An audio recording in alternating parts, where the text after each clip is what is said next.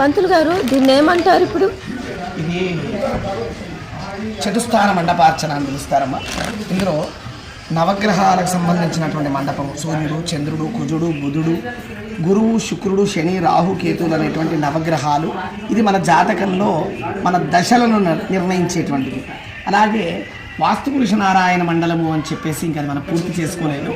అక్కడ ఇంద్రాగ్నియమని రుతివరుణ వాయు కుబేర ఈశాన్య దిక్పాలకులతో పాటు మిగిలినటువంటి తత్తదేవతలతో కలిపి మొత్తము ఇక్కడ 64 మంది దేవతలు ఉపాసించి ఉంటారు. ఆ యొక్క అది వాస్తు మండలం.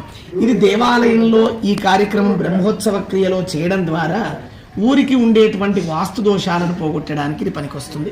అలాగే ఇది యోగిని దేవతలు అని పిలుస్తారు.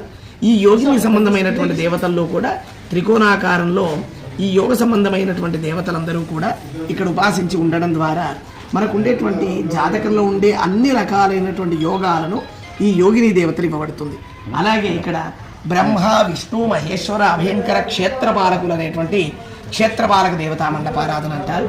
ఈ క్షేత్రపాలక దేవతా మండపారాధనలో మనము ఈ గ్రామ అంటే ఈ దేవాలయానికి చుట్టూ ఉండేటువంటి 8 గ్రామాలు ఏవైతే ఉన్నాయో ఆ 8 గ్రామాలకు కూడా మనకు క్షేత్రపాలకం 14 అంటే దీన్ని ఆనుకొని ఉన్నటువంటివి 8 దేవాలయాలు.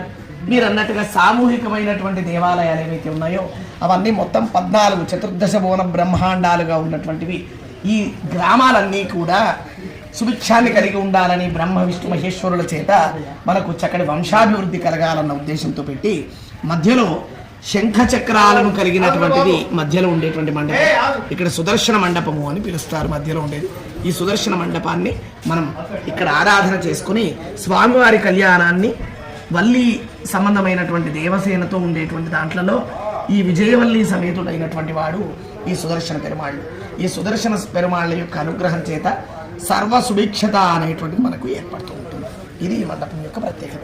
దీని ప్రత్యేకంగా కొన్ని చోట్లలో ఒక్కొక్క చోట ఒక్కొక్క వైభవమైన మండపాన్ని వేసి మనం చేస్తే మరి ఏదైనా విత్తం కొద్దీ వైభవం కనుక ఇంత చిన్న మండపంలో అయినా 4 భాగాల్లో 4 వేసైనా ఈ క్రమాన్ని మంత్రభాగం అన్నిటికంటే ప్రధానమైంది కనుక ఆ మంత్రభాగాన్ని అనుసరించి చేసేటువంటి కార్యక్రమం ఇది అత్యంత అవకాశంగా మనం వైభవంగా చేసుకోవాలి. Thank you so much.